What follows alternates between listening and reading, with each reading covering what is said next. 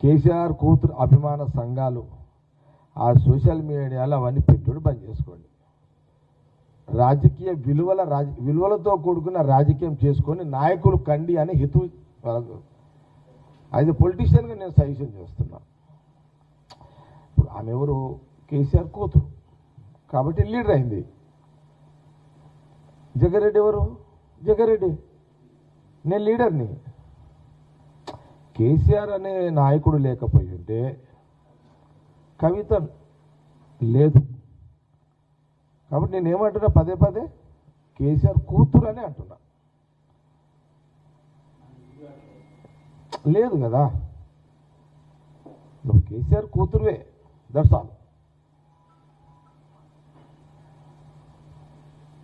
ఇక నువ్వు మీ అయ్యని ఎందుకు అట్లా అంటున్నావు, అది మీ వ్యవహారం. కానీ మమ్మల్ని ఎందుకు ఇరిగించుకుంటున్నావు అలా? అది పద్ధతి కాదు కదా.